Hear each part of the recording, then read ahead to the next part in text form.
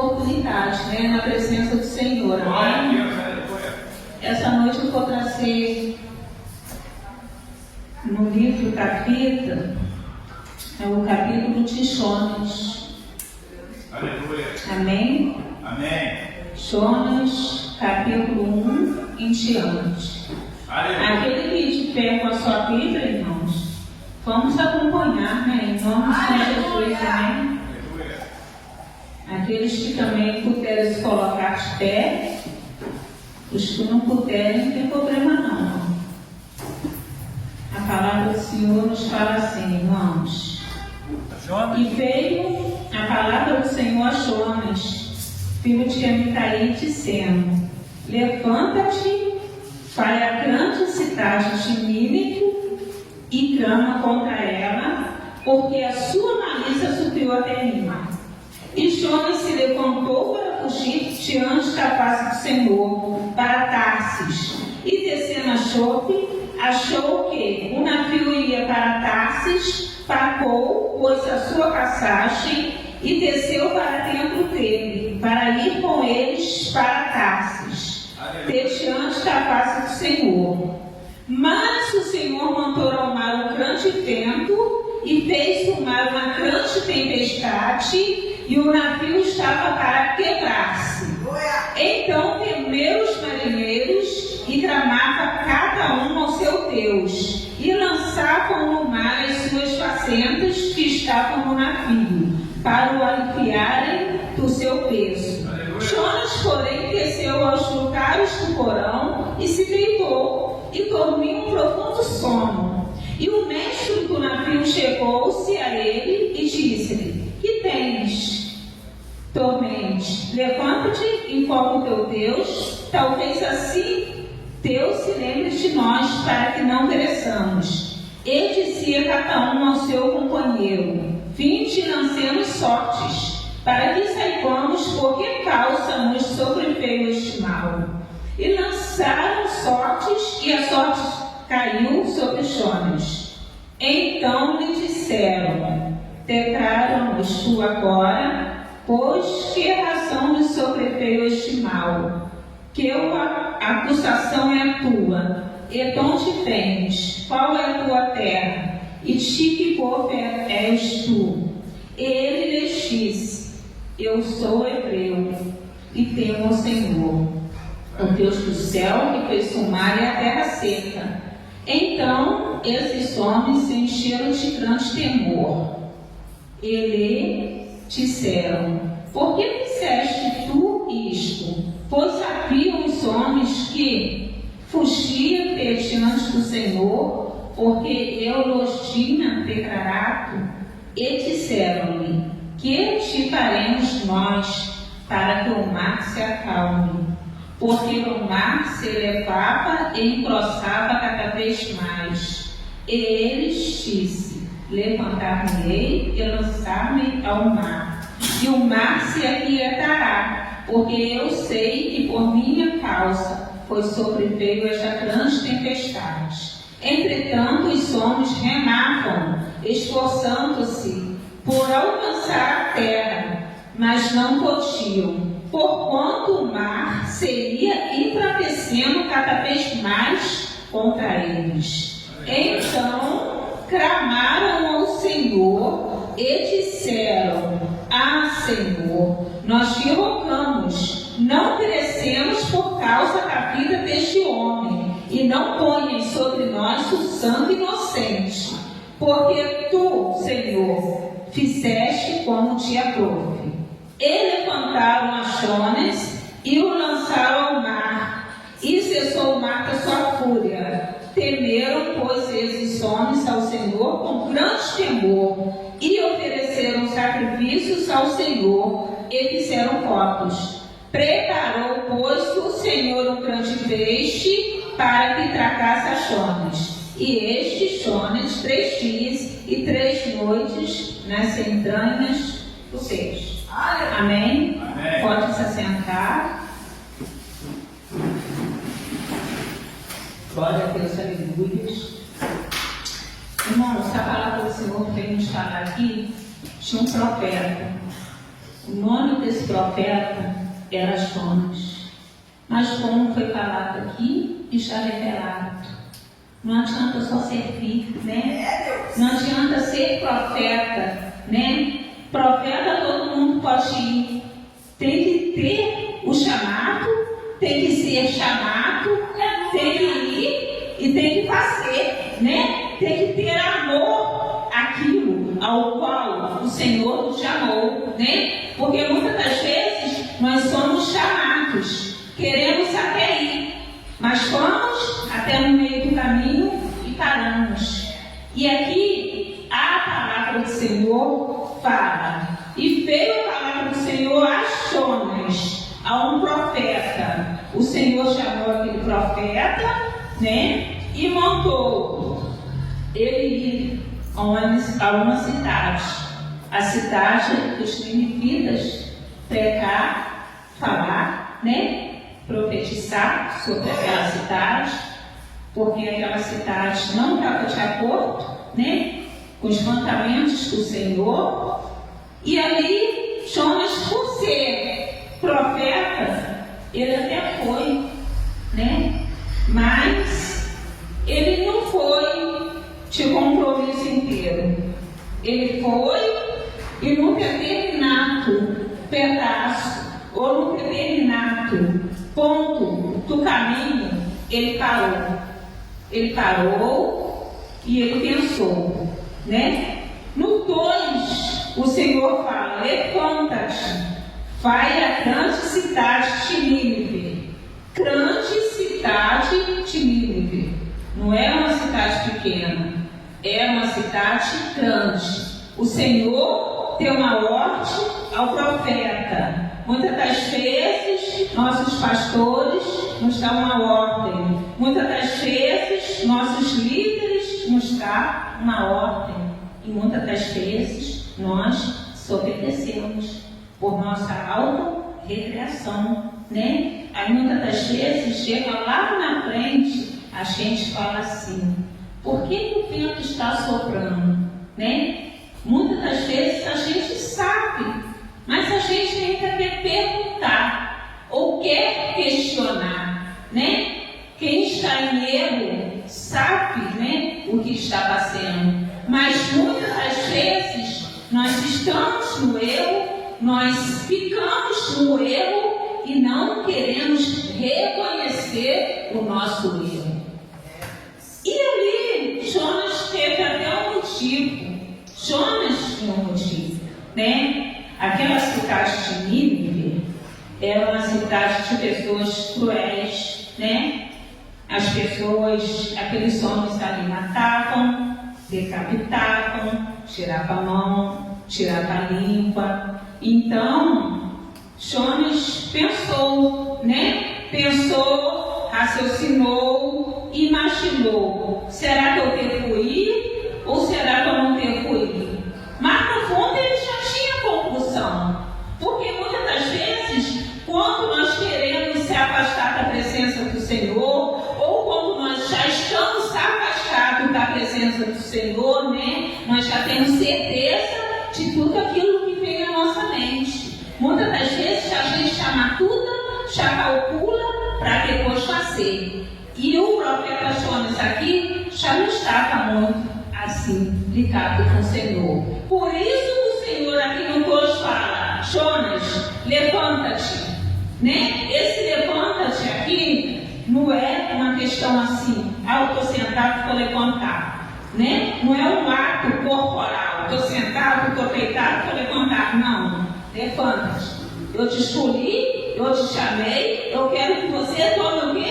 Posição. Levantar aqui pode significar posição. Você é profeta, você é meu servo, então toma a posição que eu te dei. Apenas que obedeça e vá. Amém?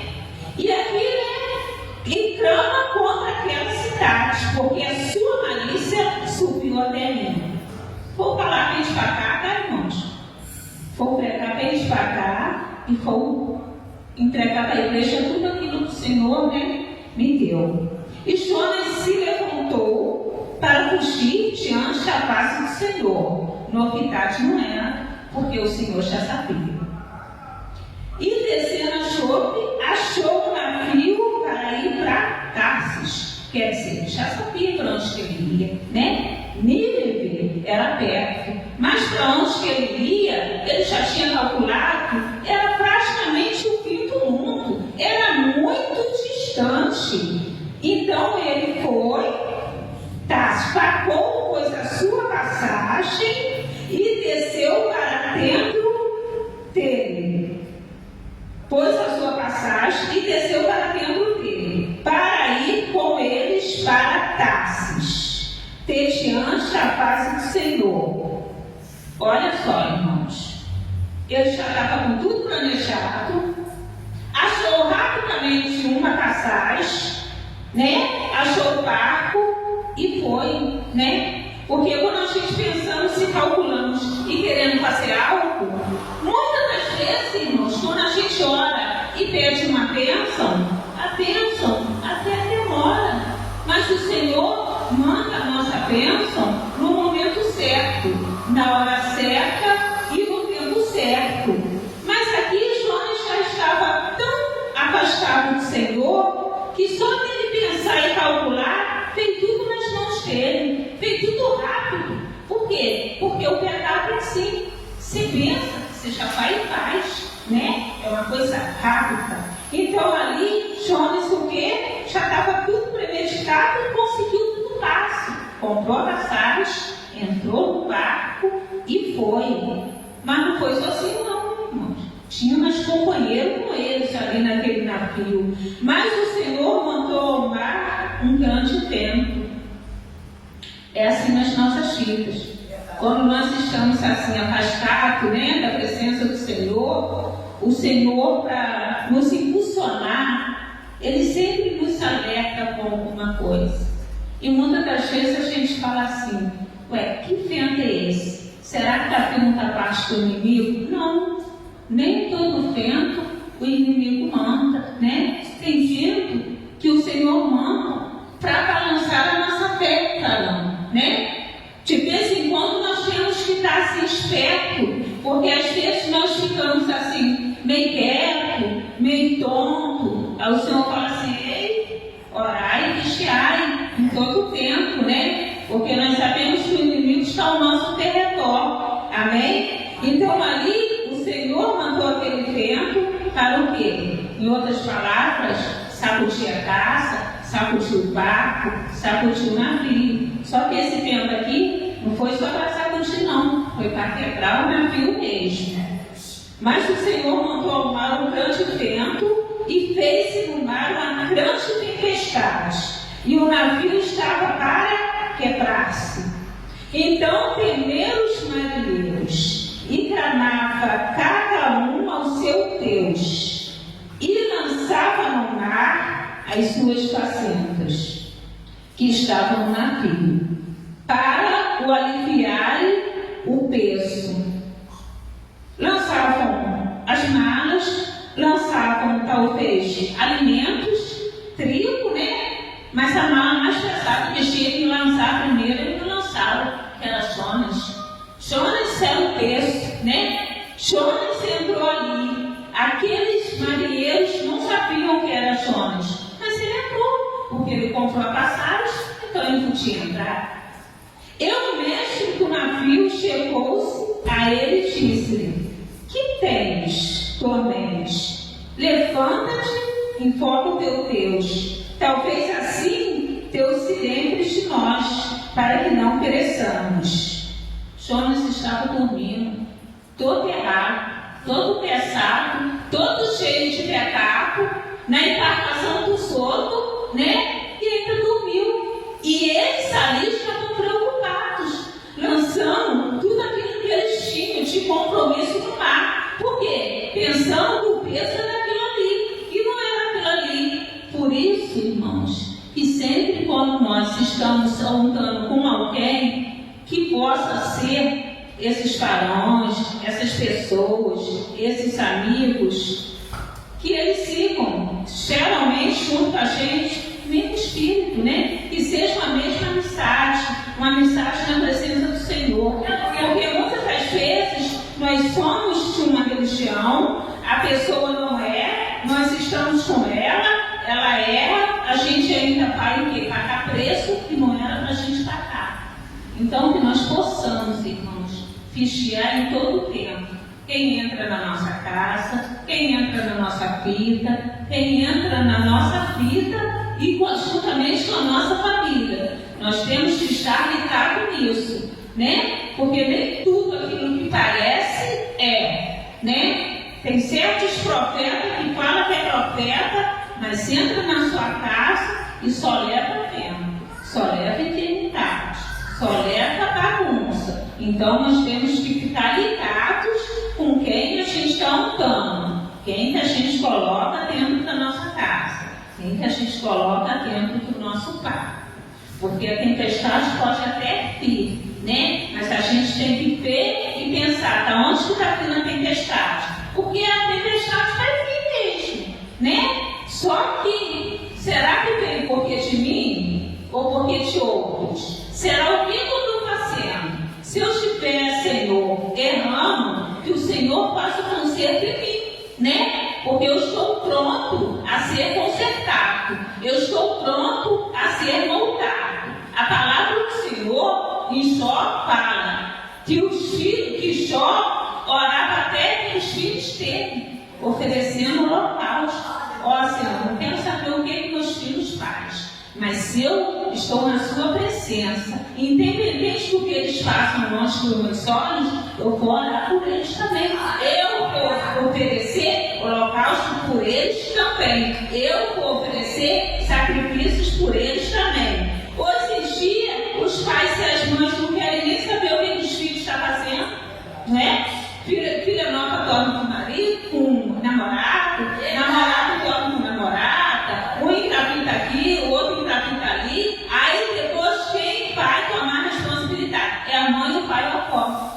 Por quê? Ensina? Muitas das vezes ensina, mas os jovens querem ouvir? Não. E não só estou falando isso, porque o que eu falo aqui, primeiro passa aqui, corta aqui. E eu já passei por isso, que eu fui nova. Minha mãe falava assim, não faz isso, faço. Não faz lá, pô. Quebrei a cara, quebrava a cara. E para depois eu chegar perto da minha mãe e falar quebrei a cara? Não precisava, ela já sabia.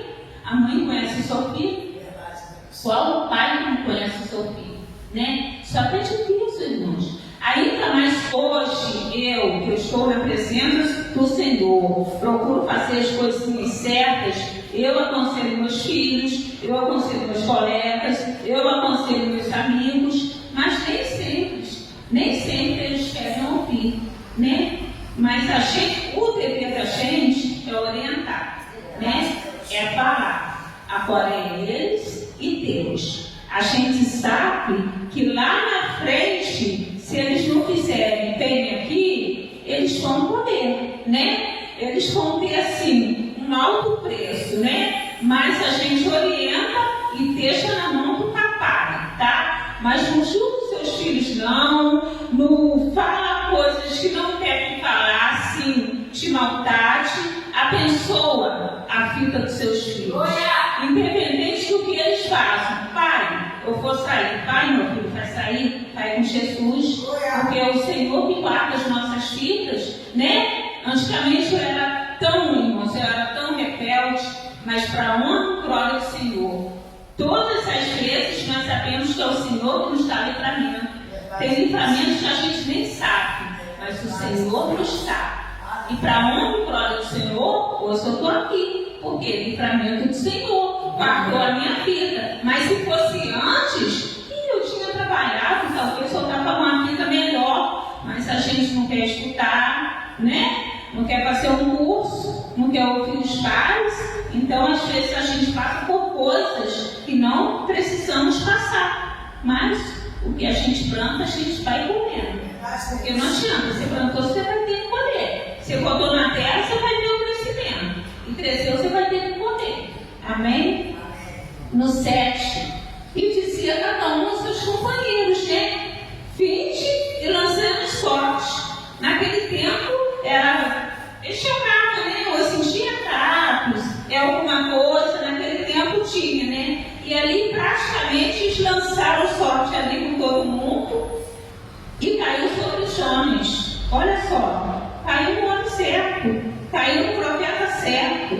Então, eles disseram, foi aí que eles chegaram com Jonas, né? Chamaram ele, aí disseram, né? A etapa de perguntas, né? Porque antes de alguém entrar na sua casa, você tem que saber quem é. Aqui eles esperaram chegar dentro do navio para saber quem era Jonas, né? Tem 3 tipos de amizade, irmãos, que a gente tem que saber ter e conhecer. A primeira é que chega até o seu portão. A segunda pode ir até no quintal. E eu respeito muito isso, que eu sou assim. A terceira é aquela que você pode abrir a porta e falar, entra, senta, que eu vou te aconselhar. Mas também eu aceito os seus conselhos para comigo. 3 tipos de amizade. A gente não pode misturar essa amizade. E aí, né, eles perguntaram. Aí que eles foram perguntar a Jonas. Já estava dentro do quarto, já estava dentro da casa, já estava dentro do navio. Aí que eles só olharam e foram perguntar, onde você é? Qual é o seu nome? O que você faz? Perguntaram muito tarde. Isso aqui já era para ter perguntado no começo. Irmãos, você vem fazer detetive particular. Que eu olho, eu detetivo tudo. Né? Eu descubro tudo. Só de olhar, eu já falo, eu sei que é, eu sei que não é. E isso aí, irmãos, às vezes é muito ruim, né? Porque a gente olha a pessoa assim, aí o fulano fala, não é não. Eu falo, espera um pouquinho. Depois o Senhor vai te responder. Aí aqui fizeram aquela série de perguntas para ele, né? E ele lhes disse, eu sou hebreu. Ele não mente. Ele não mentiu. Eu sou hebreu, temo o meu Senhor, o Deus do céu, que fez o mar e a terra seca. Ele sabe, né? Que Deus é soberano, Deus fez tudo. Então ele não ia mentir aqui contra o Senhor, né? Porque muitas das vezes nós mentimos, né? Mas olha só, a natureza obedece o Senhor. A natureza obedece o soberano. O mar obedece, o peixe obedece, a planta obedece e o homem obedece. Então esses homens se encheram de grande temor e lhe disseram, por que fizeste tu isto? Pois haviam os homens que fugiam diante do Senhor, porque ele lhe tinha declarado. Ele disse-lhe, que te faremos nós para que o mar se acalme? Porque o mar se elevava e engrossava cada vez mais. Enquanto Jonas estava naquele navio, o mar não se acalmou. E o Senhor é assim, irmãos. Enquanto você não entra para o propósito dele, ele não desiste de você. Ele fica ali com você até no final. Nem que for para te quebrar, te moer, te passar pela peneira. Mas ele não desiste de você. A gente desiste de seguir o caminho, de seguir o Senhor, né? Dos nossos propósitos, dos nossos sonhos. Mas o pai não desiste do filho, não. Pai que é pai, não desiste do filho. Amém? Amém.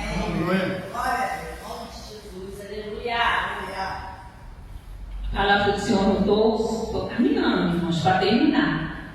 E eles lhe disse, levantar-me-ei, e ele lhe disse, Jonas, falando para os marinheiros. E ele lhes disse, levantar-me-ei, levantai-me e lançai-me ao mar, me joguem ao mar, e o mar se aquietará, porque eu sei que por minha causa foi sobreveio esta grande tempestade. Ali ele reconheceu, né, irmãos? Tinha que reconhecer que o peso ali era ele. Então, para o navio começar a andar de novo, tinha que dar o jeito dele. O peso da nossa vida, irmãos, a gente tem que lançar fora. Amém? Entretanto, os homens relatam. Por que os homens relatam? serviu os homens. Talvez eles pensaram, vamos remar, vamos usar nossa força aí, a gente sabe que a gente está cansado, que o vento está aí, que a tempestade está aí, mas vamos ver até o último recurso, o que a gente vai fazer. E eles disseram, não, aí aqui, entretanto os homens remavam, esforçando-se para alcançar a terra. Então a terra estava perto, irmãos. A terra não estava longe. Mas não podiam, porquanto o mar ia embravecendo cada vez mais contra eles. Aí, irmãos, eles olharam, marinheiros profissionais, falaram, não vai ser com a força do nosso braço, não. Nós não vamos aguentar remar. Vamos parar. Então, clamaram ao Senhor. Esses homens aqui, que serviam outros deuses, porque aqui no Deus deles está minúsculo, então serviam outros deuses, eles clamaram, né? Claro que todo mundo, na hora do sufoco, usa a sua fé. Então, clamaram ao Senhor e disseram, Senhor, nós te rogamos, não pereçamos por causa da vida desse homem, e não ponha sobre nós o sangue do inocente, porque tu, Senhor, fizeste como te aprouve. E eles levantaram as Jonas. Aí, né, irmãos, tiveram que jogar Jonas no mar. Não puderam fazer mais nada. E levantaram as Jonas e o lançaram ao mar. E cessou o mar a sua fúria. Olha só, irmãos. Aí o mar se acalmou, né? Porque eles ficaram livres daquele peso. Temeram, pois, esses homens ao Senhor com grande temor e ofereceram sacrifícios ao Senhor e fizeram voto. Irmãos, eu vejo aqui que o pecado aqui, que aqui no começo fala que Jonas dormiu um sono profundo, né? Então esse sono profundo que Jonas estava aqui, todo errante naquele barco, primeiro que o barco não era dele, não queria nem saber, né? Porque quando as coisas não é nossa, a gente não quer nem saber. O dono que se preocupa, né? Aí o dono que fica preocupado, né? Porque de coisas que nem é culpa dele, é culpa de outros, mas ele que teve que se preocupar. E o infiel aqui, o pecador, estava no sono profundo. E esse sono profundo aqui significa iniquidade. Porque o pecado é uma coisa, iniquidade é outra. Pecado é quando você erra, você peca, você vai, você confessa com o Senhor, e o Senhor, né, te perdoa. Iniquidade, e você não fica pecando, não, né? Porque você tem que ter referência com o Senhor. Mas todos nós somos pecadores. E iniquidade é a prática do pecado. É a prática.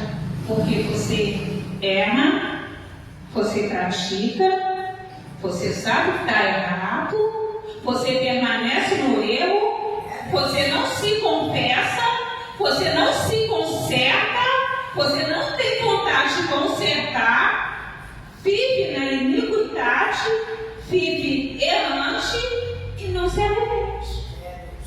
Difícil, né, irmãos? Mas fazer o quê? E a gente sabe que o salário do pecado é a morte, né? Primeiro, a morte espiritual. Aí depois tem a morte física, né? E depois tem a morte eterna. O ruim se vier a morte eterna, se você não espera a presença do Senhor. Para onde vai a sua alma? Mas se vir, né? É o Senhor, né? É a gente de Deus. A gente tem que saber, né? E se preocupar com a nossa salvação. Aí aqui no 17 fala: o Senhor preparou, pôs o Senhor um grande peixe, um grande peixe, porque para engolir um homem tem que ser um peixe grande, não pode ser um mandarim, pequenininho, né? E o Senhor preparou um grande peixe para que o tracasse a Jonas. E esteve Jonas 3 dias e 3 noites nas entranhas do peixe, no ventre do peixe.